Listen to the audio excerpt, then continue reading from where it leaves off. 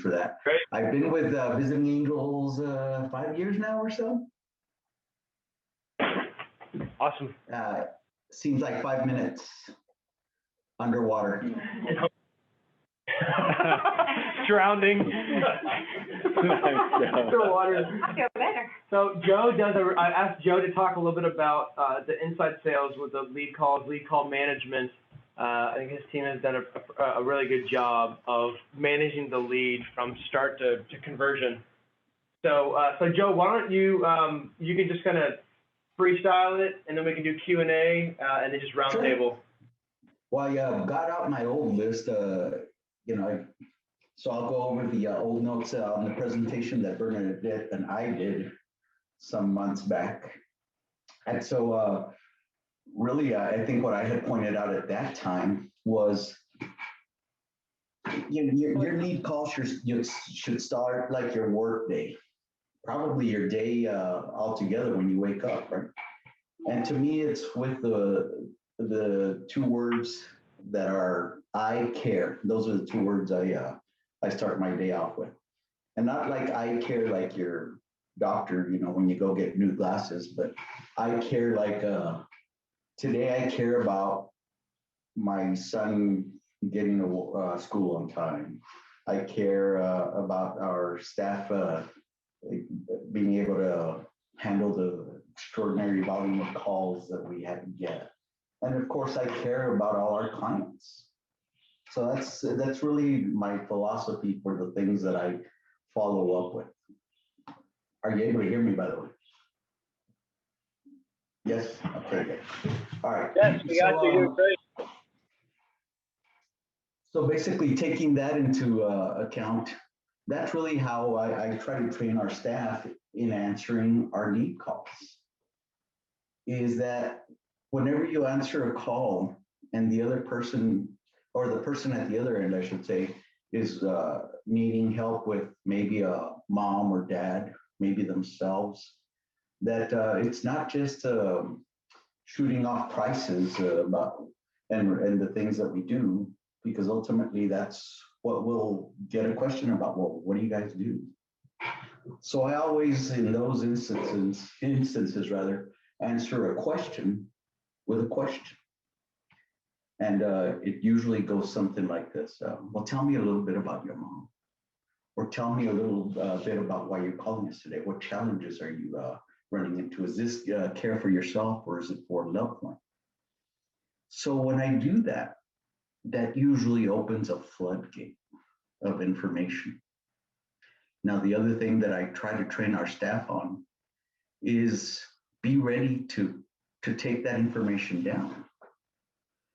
And I try to get my office staff to type faster, or I've gone so far as getting a voice to text converter so that they can, if they can't type fast enough, so that they can at least speak into a microphone and it'll start transcribing the text. But the important thing is to get and document that information. Now, they might start telling us things like, well, my mom just recently fell. And thank God she didn't break her hip this time, but which obviously tells me that's a problem this time, right? But we're concerned because she lives alone and we're all the way across the country. So as they're giving me this information, I'm taking notes down. I know that mom's a fall risk. Mom lives by herself. Kids are somewhere else. There's obviously a big concern. So I try to get as much information about that call. And again, I'm writing it down. I'll actually open up I created an assessment sheet that I'm just checking things off as they're telling me. And once we get to the point where they're telling me these things, I might ask other questions, maybe follow-up questions. Is there home health involved? Or is your mom getting care outside of from outside? And so once I have all that information, I typically will then make a recommendation for a face-to-face visit. And I guess during COVID we were doing Zooms, right? however they prefer, face-to-face, Zoom. If the kids live out of town, Zoom's perfect, you know.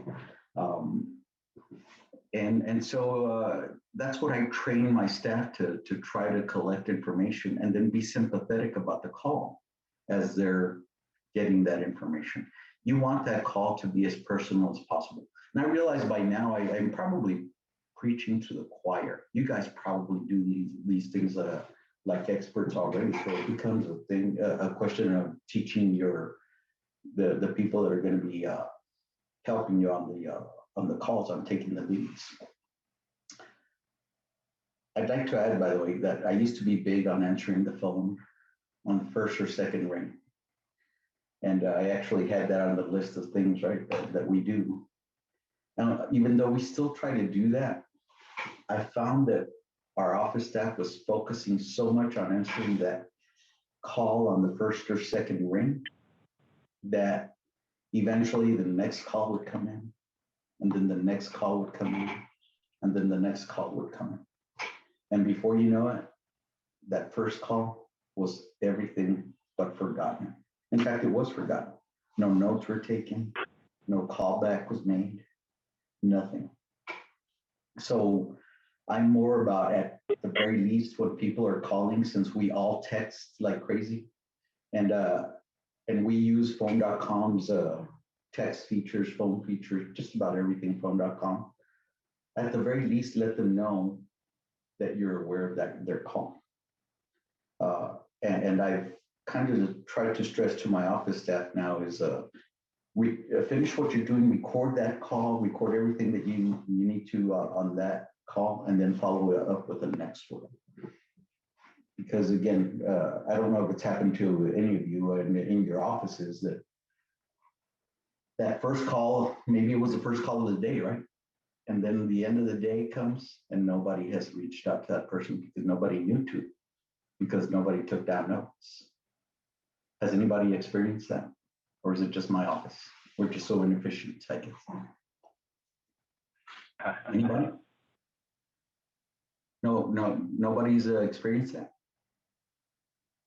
I can't hear it. I guess it's going in and out, so I'm not sure if anybody's responding to that. Everybody just freeze and he'll think the thing's crazy. Overwhelming yes. An overwhelming yes. Oh, okay. All right. So then, so then we're using texting more, including on new calls, by the way, just to let people know we're aware of your call, and whether it's a caregiver, a client. Clients will probably still call, but usually we're communicating with their responsible parties, with their sons, daughters, and what have you. And that seems to have improved not only our note taking and documenting, obviously, in access care, but also our communications with our clients. So I'm not so big on answering the phone on the first or second ring so much as letting our whoever's calling that we're aware of their call, and we'll get right to them as soon as we get a chance. Obviously, we try to do that within 30 minutes. So anyway, once we have all that information, it's really more about in our opinion, the care that we need to probably start being on the lookout for. Here lately, I think, I don't know if any of you guys do it. A lot of times, Brandon was talking about it earlier, and he mentioned the power of attorney documents. So I try to get as much information up front as possible. I will ask the caller if they're a power of attorney for their parents, and undoubtedly most of them will say yes. And then it turns out that they're not really powers of attorney. Now, in El Paso, we can look up those records online, by the way, if they're filed with the county clerk. And a lot of times I do find those powers of attorney. And then I'm able to, at the very least, try to know what situation I'm going into. For example, the wording that Brandon was mentioning is when a power of attorney is effective. This power of attorney becomes effective once I'm deemed to be incapacitated, meaning it's probably not effective, right? And so they're not really able to sign as as their parents. So certainly I'm going to want to get a responsible third party on there. So, gather as much information before your meeting as possible so that you're able to then answer the questions, and then of course make the not only the lead call, but the lead as personal as you possibly can. I throw in things, in other words, you empathize, right? My mom fell last year and broke her femur. And thankfully, she's been able to recover from that. She's up and about again, and just like last year, forgetting to use her walker, right? So when I mention those things, I've gone through that. I know exactly what you're going through right now, and empathizing with the respective lead. More often than not, that lead turns into a client, because you're not just shooting off information. You're actually also giving recommendations. Of course, you're helping them. They're going to make the decision. You're just providing the information to help them make that decision. So I'm big into that. I got a and getting that. Yeah, go ahead. So Craig, let me ask you a quick question on that. How many times are you taking the lead call versus your staff? And, Well, lately, and what if you're in the office? Yeah. Lately, I've been pretty much taking the lead calls because of the call volume that we have, mostly because we can't find caregivers, right? So office staff will reach out to me. We're always in communication. Even if I'm in a meeting, I set it up where they can shoot me a Hangouts message or something to let me know. They'll message me, have this lead on the line, can you take it? And I'll say, yes, transfer to extension, whatever. By the way, on phone.com, you can set an extension for your phone. I don't know if you knew that. So to them, it's just like transferring a call. So anyhow. So you set up your, so real quick on that, sorry to interrupt you, but you're saying you set up your cell phone as an extension in phone.com? Yes. So then, so then all they have to do is transfer the call.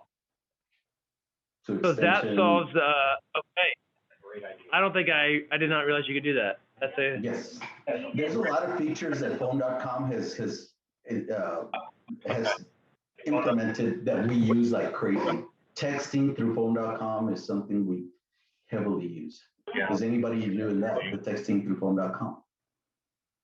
Extension, and you don't even have to have your phone. Sorry, we're still chatting about phone.com. So you're saying you can do a virtual extension. Virtual extension. You set up your cell phone, so that way. Okay. You just have a virtual extension forwarding to your phone. To your cell phone, if you're out of the office. You are a virtual extension, so when they dial 504, they get your cell phone. Right. But you can still put them on hold, plays the music, and then transfer to your cell phone. So if you're out and about, you can step away and just. We have not done that with all. We do have the transfer. We'll roll it to the office only, and my phone will be ringing. Okay. Tasha's phone. They cleaned it up yesterday. Russell pointed it out, actually. I will have them message me before they do that, because I don't want them to be just routed to another voicemail. So and of course, it takes a lot of communication with the office staff, because they have to know my schedule as well.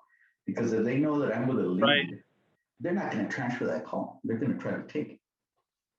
So it's a lot of communication within your office staff. So make sure that if you're going to do that, don't have them transfer to a voice message, because it's more of the same, right? The person on the phone is more likely to hang up than to actually leave a message. So that's Jacob, I think, just sent a message. I was reading it, and then it disappeared from my screen. I'm not sure. Go ahead, ask your question, Jacob. Yeah, so my question is just to be clear, your team is handling the phone calls, and when they need to get a hold of you, are they texting you through the app on phone.com? Or are they just sending you a normal text message? Hangouts, Google Hangouts, we use that like crazy. Okay. And we have group text, for example. Okay. So we, and then of course, individual text. There's some text that I don't want maybe another office person to know, maybe just the director of operations and the hiring manager. So we use Hangouts for that to a huge extent. But yes, when they send me a message, if I don't, well, first of all, they're going to know if I'm with a lead or a client because I'm going to have it on the calendar. Second of all, if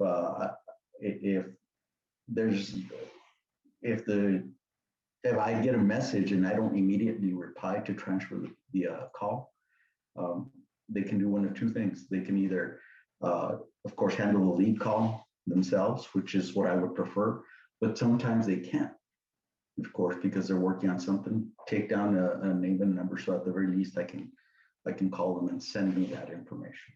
So so they'll send you a message while they're on the phone. Let's say you're out in the field, and then you're able to get the transfer the phone over directly to you. Is it through the app on phone.com, or is it just straight to your app? Yeah. Well, it's straight to my phone, but they probably transferring it from the app or our office phones. So in phone.com, yes, phone.com, you can answer the calls through a browser. By the way, you can place a call through the browser. I don't know if you guys knew that. Yeah, so they can transfer the call through the browser, through our actual phone. In fact, I prefer they use the browser because I hate seeing them on the phone like this and typing with one hand because they're trying to do two things.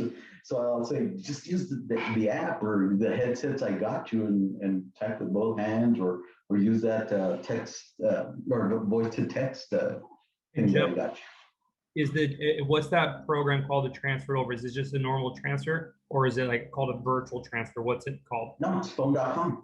It's built into phone.com. Or if you have phone.com and you set up extensions, your office phone, you can transfer it from your office headset. So you just put the person on hold. Leanne's going to weigh in on that real quick, Joe. Go ahead, Leanne. Okay, so when you set up your phone, so if you have a hard phone at your desk, you set that up as an unlimited extension or whatever, and you give it a number of 500, okay? And then say, I don't have an extension at my desk, so I'm doing a virtual extension 504. And then you go and set up rules of all the incoming calls, hit this one first and then roll to this one, or bring all of these at one time. Then when the client, if the receptionist wants to transfer something to HR, they can do their number and they can announce it and let it go. And they can also do that to the virtual extension, which is my phone, because I don't have a hard phone at my desk. And you can set up as many of those as you want. Your cell phone replaces extension. But if a lead call comes in and you're out, or you're coming back from an intake, they could put it on hold and just transfer to 504 and it'll ring directly to you. It will ring. Like you're in the office and you take the call. Yes. I like that. Do you set the rules up yourself, or do you have phone.com do it? I do it. But You might they need to are reach out to really. phone.com to help. Me saying that, phone.com is wonderful. In fact, we have a corporate person that you call, Who is and they will. Molly? Poway and then West Coast also. Poway. Molly's the only person that can touch mine. Nobody else can do it.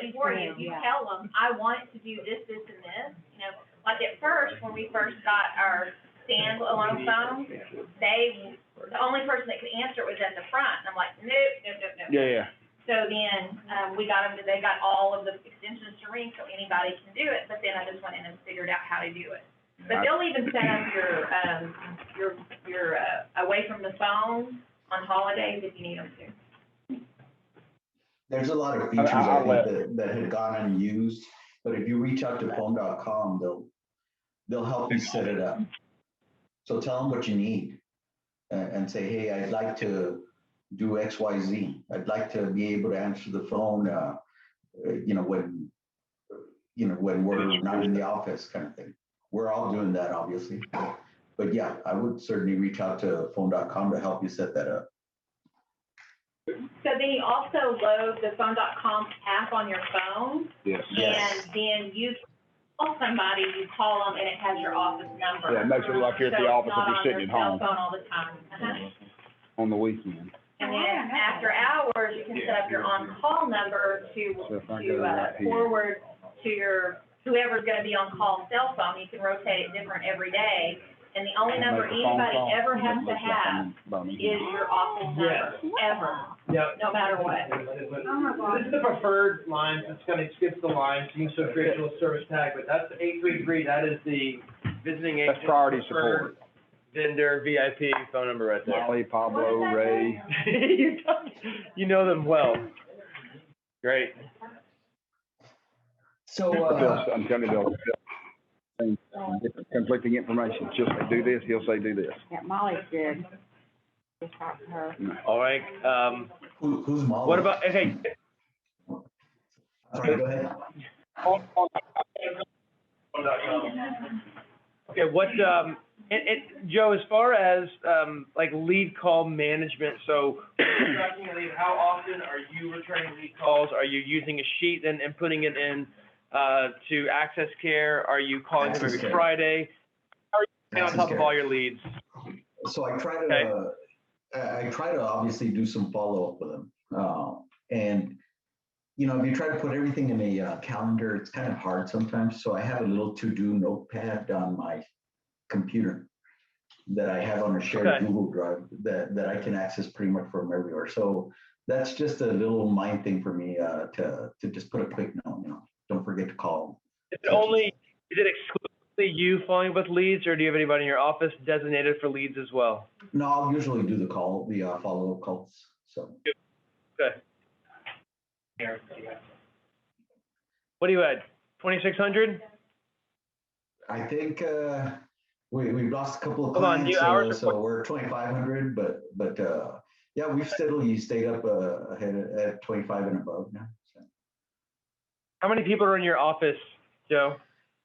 Well, that's been varying here the last few weeks, which is why we've had a lot of, a lot of people covering. So right now we have 3 people in the office. Normally we have 4. Somebody mentioned earlier that obviously they're going through some office issues. I had where I have an employee that had been out on leave, medical leave, because she needed surgery. So she was out 3 weeks. So that put a tremendous strain on the entire office. And I just hired a new scheduler because the old scheduler wasn't working out. And so yeah, it's just been 3 to 4 people that we have in the office, not including myself. So. I think we have new office staff having the ability for lead calls to get transferred to you. It's really helpful while you're getting people trained up. So I love that extension piece on phone.com. So yeah, that of course, my advice is use as much technology as possible, which is why I'm trying to find the easiest way for everybody to not only take notes, but document the notes, because if it's not in Access Care, it didn't happen. That's the first place I'm going to look whenever I'm following up on a call. Such and such would like to talk to you. Well, I want to know what about, obviously, right? So I'm going to go into Access Care, and if there's no note in there, then I'm having to, message them and well, what it's about or what have you, right? But anyhow, we've gotten better at that, at documenting the calls. We stress it obviously at all our meetings, right? Call notes, Access Care, but that's really categories. Yeah, so that's really why I told my office staff we can't answer every call on the first round. And it's abundantly clear that if you do that, you're just going to forget this first call, the 10 calls down the road and not document anything. So finish what you're doing. But at the very least, let that person know that you're aware of that call. If it's a caregiver, text them. Hey, I'll call you back as soon as I can. If it's a lead or maybe a client, we're aware of your call. If it's a client, sometimes we don't know their names, but most people text now. So at the very least, we can send a text to say, thank you for calling. We'll return your call short, even if they did leave a message. I don't know if that's a stretch or a raised hand. That's a stretch. I'm sorry. Stretch. I know it's the best discovered. Was that a stretch? I was changing our clinic, the electronic medical records. That was one of the things that was happening. They were trying to get so focused on their typing and getting things done. So we created, everybody has a notepad at their desk, and they write down everything, by hand, and then, enough to get it in there, and then in between what was going on, they would do it. So we kind of adapted that in our office too, which is wonderful. And they have to leave it on top of their desk, even if they go on vacation or anything, and everything gets written down there in a line. And then when it gets entered into Access Care, they mark through it. And then that way, if they have to take another call or somebody else walks in, then it might be a delay of 5 or 10 minutes. But then if it's something that I need to see, or maybe my client care coordinator needs to see, we probably overuse the call log because every call is documented. Every phone voicemail is documented. Then they can tag us as a user, and it comes to my phone immediately, and we can see it so that we know if that's something we need to handle right there or just be informed of it. So, but that was, we tried writing down notes. Yeah. Their desk and look, and you can see it written down. So that was just we tried doing the written notes, but what I found is that even if there were written notes, they weren't being documented into Access Care.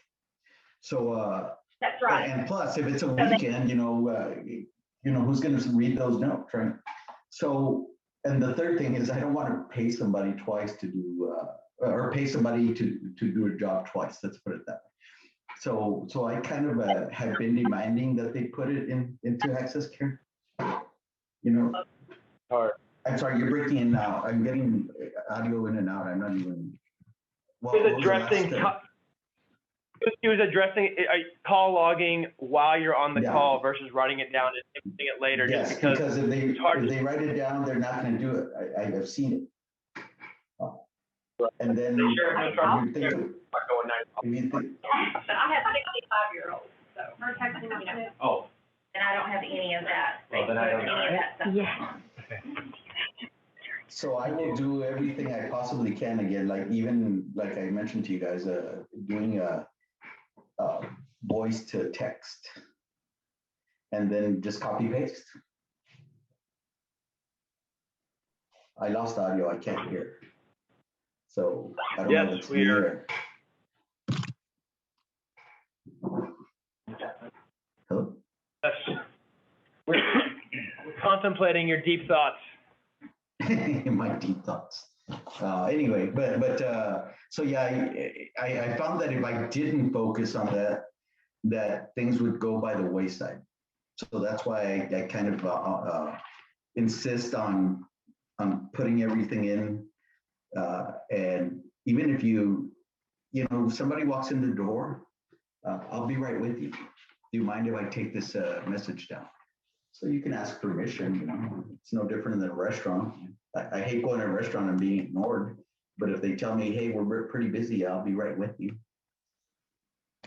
Chances are I'm going to work with them with that, right? So that's kind of why I don't like the written on a notepad and then put into Access Care. I mean, that's kind of like working twice. Hey, Joe. Yeah. We had the same issue with ours. We would have our staff would write stuff down on these notepads. But we had notepads and notepads and notepads and notepads. They just build. And then I realized it was not the notepad problem. And when we got the call log, which was a wonderful blessing, like to see, hey, we could put the call log or put it on the notes on Access Care, and we would tag them. I was emphasizing this for over a year and a half, and I realized it was not the process, and it wasn't me. It was the team, and they had to be let. And that was the reason they were let go. But when I got a new team and I brought them on and I showed them the right way of doing it, it was 10 times better. And I think you insist on it, yeah. if they're not willing, if you insist on it, yeah. they're not right for your office. Right. Never So, I'm sorry, what? Audio's going in and out from your end, and I don't know if it's my headpiece or if it's on your end. Hairpiece? Oh. My hairpiece. My hairpiece. Well, I've never heard AirPods being called a headpiece before. So I thought you were talking about your hairpiece. It's It's all there. All right. So it's all natural, never been colored. I am the envy of all my friends who are pretty much bald now. But anyhow, back to the earpiece. So your audio keeps coming in and out. So I don't know if it's my earpiece or if the audio is on your end that's coming in and out. Am I coming in clearly? Yeah, you are. Okay. Yeah, you're good. All right. So anyhow, yeah, I think on the notes and documenting everything as it's coming in on the computer versus notepads, I just insist upon it because it's never going to happen if you don't. And like Jacob, I guess, mentioned, is the notepad just keeps getting thicker and thicker and thicker. And the worst thing is when you get a call that finally catches you, you didn't catch the call caught you, or the caller caught you, is when you get that, oh, I called last week and you never returned my call. Or I told so-and-so this last week when I talked to them. And, it becomes a little embarrassing because I'm telling our leads, our clients, and for the most part, we do a good job of communication, with our clients, with ourselves, that, when that there's a break in that chain, it's a little embarrassing to try to explain it. So. Okay, what, anything else on inside sales, lead calls? Any I think the biggest thing is, again, teach, and this becomes pretty evident early on. You can see those people in your team that truly care. You can't teach that. You can teach the other things, but right. If you have people that are pretty much 8 to 5, that you can tell that they're just there for a paycheck. Obviously, you and I know that those aren't the kind of people that are going to make our businesses successes, because they don't care. They care about themselves, but they don't see it as if I take care of my customer, they'll take care of me. They see it more of, I'm going to take care of myself and then worry about the customer later. That's an 8 to 5 to me. And right. And that's pretty much evident early on. But when you start seeing that you're probably going to start having to look for somebody sooner rather than later, or somebody else, I should say. Joe, good stuff. Thank you for sharing. I'm gonna transition from here to just kind of some general roundtable discussion for the group. So thank you. I'm curious, in the room, who is it if you're the only one or the primary one who takes lead calls, weekends during the day? Is anyone kind of if you're a one man, one woman show? Okay, so y'all are the only two. Then you're. I don't think that's going to change. Okay. I love talking to them. No one's going to care as much as you either. Well, I like the fact that I will reroute it to my assistant and let her plug everything detailed in. Okay. And after I input my notes, and if she accidentally takes it for some reason, she knows that she just needs to tell them that I'm gonna get Bo on the phone and I will let him know immediately. And then we stole your tagging idea a year or so ago. Oh, the call log tagging? Call log tagging. So on good. That, Yep. because I just press what the numbers are that you tag, and then it adds it to my calendar, so they did it correctly. Yeah. Good. So there's a difference between somebody that can take a lead call and somebody that can capture a lead call. Because people in my office can take a lead call. There's a difference between writing information down and being able to convert that client. Right. You know, Very different. Yeah. So, you know, I struggle with that in my office. I just hired a new administrative assistant to answer the phones, take some of the pressure off of our staff and or the office team. And day number 2, he started last Monday, and day number 2, he took a lead call, and they signed up this week, and he had 0 training. Wow. I mean, it was just basically, I told him, you know, just in general, this is what I'm looking for, this is what, you know, you can say, but you don't have to take this lead call. You know, but we talk about what we do and, you know, that kind of stuff. I have a lead sheet that has very specific notes for them to ask, you know, on the back, you know, ask these questions, pets, smoking, height, weight, you know, what you're looking for, talk about the rates, that kind of stuff. He did it all on his own, and I mean, it's really, really difficult to shock me, and it shocked me. You know, I was really surprised at how, you know, how I just How well did he not took to it day 2. Yeah, that I is just impressive. did not expect him to be able to do that. I don't like sharing that because I know how to take a lead call. I know how to convert clients. I've been doing it since since I started. So having somebody that can just do that. So you can be out of the office today, right? So Right. you're trusting that An either enormous Jamie or weight. him. Right, Yeah. and Jamie can do it. Yeah. Everybody in the office can take a lead call, but there's a difference.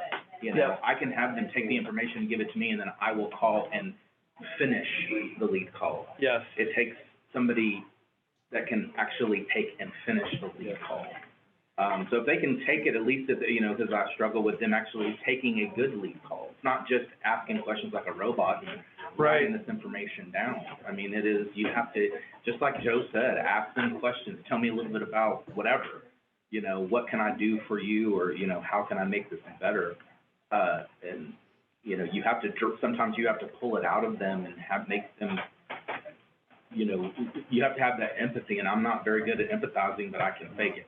And so, you know, it's important to have somebody that you can share some of that with, because taking it all on your own is. It really is important, and I know that we don't like to let go of little things like that. I mean, but I'm gonna confess, that bad call that y'all got on Zoom last year, that was the worst lead call you could ever take, that he recorded. It wasn't you, That it was was- mine. Well. Well, it was Crystal, it was one of my staff members, that's mine. You know, so those are one of the things that I didn't ever wanna let go either, but those things can be cultivated. I have, a 65-year-old that's been with me for 4 years. She has elderly parents, she has the best soul, she could take a great lead call, and documentation is her thing. I have another 65-year-old that they both retired from the school. Her mother had dementia. She knows the whole process. She sits there with empathy. She talks to him about how terrible the disease is and how hard it is to have a parent. And then I have just got back, my client care manager, and she can answer the phone and has actually, I mean, she can do it as good as I can, and they're as invested as I am. And it took me a long time to get there, but it's. Ooh, how do you get the investment parts down? It's about who they are, you know? So, you know, you go through a lot of toads before you get your prince. That's all there's to it. You know, in hiring, not everybody's gonna be there, but sometimes you do have to pay a little bit more. But I really have found that older group that maybe has retired and it still isn't ready to go, they might not be techie. Yes, I have to do all the IT. Yes, I have to do all the Facebook. Yes, I have to do all those things. But their compassion and their drive and their work ethic is through the roof, you know? And, you know, it's just like when Melissa, I found her because I marketed to her when I very first got there. So she was a marketer. She could very easily sit in my shoes. you know, but I caught her at the right time and was able to do what I needed to do with her. You know, so it's her reputation in town that she wants to succeed too, and she's so glad to be part of such a good organization. She's back. What's the thing? All right. Great. Good. We do role playing Yeah. lead calls, because it allows them to make mistakes, and they know I never tell them we're gonna do, where I just walk in the office, I'm like, ring, ring, and like, oh God, here we go. And I'll just leave, ring, ring, ring, ring, and they have to pick up the phone, and then we just start, we roll with it, and it helps them build that confidence, because they're learning different things. It's maybe something that I took on a lead call that I was like, oh, that was good, I never heard that before, and I'll go storm up front, ring, ring, and they're like, here we go. But, it helps them, and it helps build their confidence to take lead calls, and they always get the time. I tell them, if I'm not in the office, get the time. If they won't give you a time for me to do the intake, get the time for me to call them to follow up.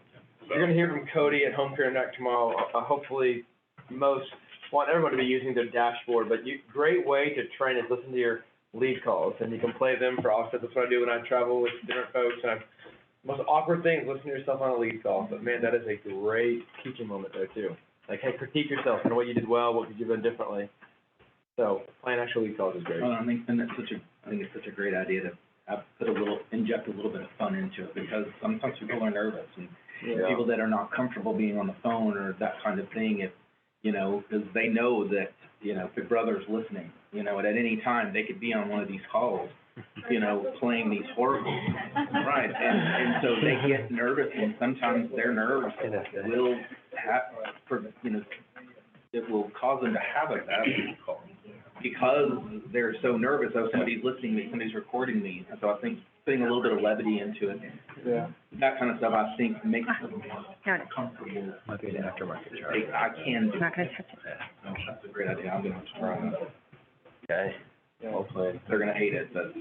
They hate it, but it's fun. They hate love. It's fun. Everyone ends up having a laugh. It's like, I think ring, that's the ring, important part. really? Yeah. Make them shop someone else to get some experience. So Craig, has anyone else here hired a caregiver directly into their office? Yes.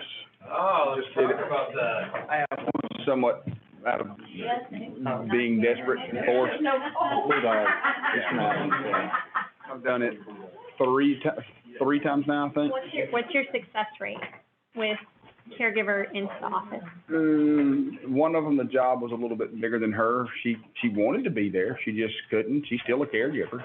Okay. The other one came in hungry as she could be, did a really good job, had a messed up life at home, and, you know, eventually the stress of on call took her out. She was a caregiver, and then we're still cool. And then I recently did it 3 weeks ago. Okay. Out of I had to move quick when I was here. Tosh was out of town earlier, so I mean it's a risky move, but they normally come in and they're hungry and they appreciate the fact that they just went from caregiver pay to larger pay. But it's, can you handle the stress? And normally it's I can for a year. And then we'll do it again in another year. So. What is your experience? Joe was mentioning notes and something, so things don't fall through the cracks. One of the things we use is called to-do-ist. And it's a to-do list, but you can have a team inbox to-do-ist. So you can assign the to-do tasks to certain people, date them, prioritize them. And the nice thing is, even if it gets checked off, you say, well, did that really get done? You can go back and you can pull everything back up and see, did it get done, who checked it off? And it's really good for making sure that everything gets done without having to have like Post-it notes or anything like that that's going to get lost. It sits right in your face every day. I tell them to check in the morning, check in the afternoon, check in the evening before you go home. We all do that. So it's just a great tool. It's only $5 a month per user. Is it something that you can look at too? Yeah, the team inbox there's a personal inbox, like a personal to-do list, which only you see. So if you want to put milk and groceries on there, you can. But then there's the team one, which the team to-do list, where you can assign things, and it's all there for all of us to see, and it's great. We use it a lot. Does everybody use the calendar in Access Care? Not like we should. Yeah, I don't, See, I do because it will write back and forth to my Gmail. So, and then that way they can look. So I'm doing intakes, and Melissa's doing intakes. They're allowed to put them on anywhere that doesn't have a spot. So if they've got the client or the lead and they want an intake done, they don't have to say, let me have her call you back or anything. They just look at the schedule, and anywhere that doesn't have anything, they can put them there. And if it's after 5 on weekends, they still can put them there. But it will write back and forth. So I still use my Gmail. Anything I put on Gmail writes to that too. and they can see that in only the office. I can see. So what So- does your office staff look at then? Well, we have a calendar for me, we Okay. have a calendar for Melissa, and we have a calendar for HR, and then we have a calendar for out of office. So if they need vacation time or something, they put it on that calendar.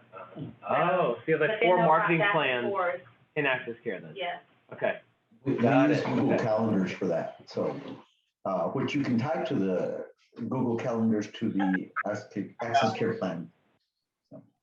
Hey, I've actually had some issues with that recently. Sorry, there's like 4 topics that have gone on. I want to jump into those, but my Access Care email won't jump into my marketing plan, so I'm pulling away from my marketing plan and just using my Visiting Angels Google Calendar. But Claudia, I had an experience with caregivers being evaluated, or that is, are you talking about developing them to work in the office? Correct. So I've had 4 attempts on this. 3 did not work out, 1 did. My takeaway was the 3 do not have the skills to pay the bills in the office. 1 had personal issues. Another one wasn't a caregiver, came in, and now she is a caregiver still with me. She's great in the field. She wasn't good at handling multiple conversations and multiple people. And then the other one just got burned out, just like what Russell went through. My 4th one, which I had, wasn't my caregiver. She worked at a facility and currently is my office administrator. And she does my scheduling. Excellent, great personality. It depends on the person. I think people are hungry to bite at the bit and move up, but don't kid yourself. I waste so much time showing these people how to use Microsoft Excel at times or Google Documents and how to research things. And I take for granted all the education I put into to learn how to use these documents. I literally took classes to learn how to do that stuff. And I think anybody can do it, but I realized no, they can't, because they haven't been trained how to critically think and assess situations, how to write papers the right way, how to address clients in a format that's professional. And I take that for granted, and you shouldn't take it for granted. They have to have the skills before you put them in the office. Claudia, I started as a part-time caregiver in my office. So, Wow. There is success, Yeah, you go. Yeah. Jason tried all the, but you're not typical. right, in fact, this was my part-time, I joined to help veterans. My dad was a veteran, he was sick with cancer. I traveled across the country and I needed help with him when I wasn't around. And I discovered Visiting Angels in that process. So after he passed and I retired from software training, I wanted to give back. So this was my way of giving back. Part-time caregiver to help male veterans that, need to be chunked into the shower and they don't want female to do it. Or they're so big that they'll crush a female when they fall on you. So that was the way. And then that's how I discovered Visiting Angels. And then 6 months in, I started talking to the HR person and the director at the time, and there was an opportunity to join the office. And so I said, sure. I mean, I came with a giant resume, but again, it's atypical. You would have, if you want somebody in the office, it has to be somebody that their career isn't going to be a caregiver. Their skill set is above and beyond. It's going to be those part-time ones that want to help or whatever. And this may be a perfect opportunity because, we have millions of people without work that their resumes are huge, and this may be a starting point for them to move up, as long as they have enough funds to keep themselves, afloat or whatever while they're moving up. It can be done because I did it.